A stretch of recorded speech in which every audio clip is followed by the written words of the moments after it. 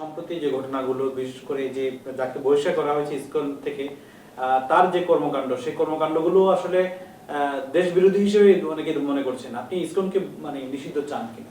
এই প্রশ্নটার একটা উত্তর আছে। স্ট্রেট ফরওয়ার্ড একটা কথা আপনি বলে দিতে পারেন, নির্ভয়াদেশে অনেক কিছু করা যায়, কিন্তু কোনো কিছু সাস্টেইনেবল হয় না। এই কারণে আমি প্রত্যেকটা ব্যাপার জুডিশিয়াল প্রসেসের মাধ্যমে আসা পছন্দ করি, এবং জুডিশিয়াল প্রসেস মানে সেই জায়গায় কিন্তু প্রপার তদন্ত থাকে।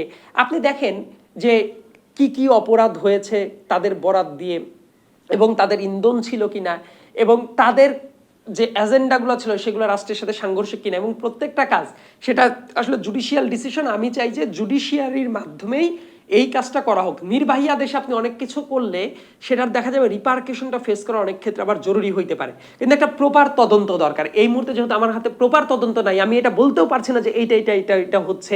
তবে অবশ্যই এই ব্যাপারটা যদি আপনি ছেড়ে দিয়ে রাখেন সেটাও হবে না। অবশ্যই তাদের প্রপার তদন্তটা করা উচিত, এবং তদন্ত করে দেখা যাচ্ছে সাংগঠনিক কোনো দায়বদ্ধতার জায়গাগুলো আছে কিনা, এবং সেইগুলোর পর ভিত্তি করে ডিসিশন নেওয়াটাও জরুরি। কারণ কিছু কিছু ক্ষেত্রে আপনি আপনার মাথায় রাখতে হবে, কখনো যদি মনে হয় যে কোনো প্রবলেম তৈরি করার মতো সিনারিও তৈরি হচ্ছে, সেটাকে রাষ্ট্রীয়ভাবেও তো থামানোর দরকার আছে। সেটা না থামালে কিন্তু নানা ধরনের মানে একের পর এক ঘটনা চলতেই থাকবে। সো এই ব্যাপারটা আমি যেটা চাই যে জুডিশিয়াল একটা প্রসেসের মাধ্যমে তদন্তটা করা হোক, এবং তারপর সেই তদন্তের পর ভিত্তি করে কোনো ডিসিশনটা নেওয়া হোক।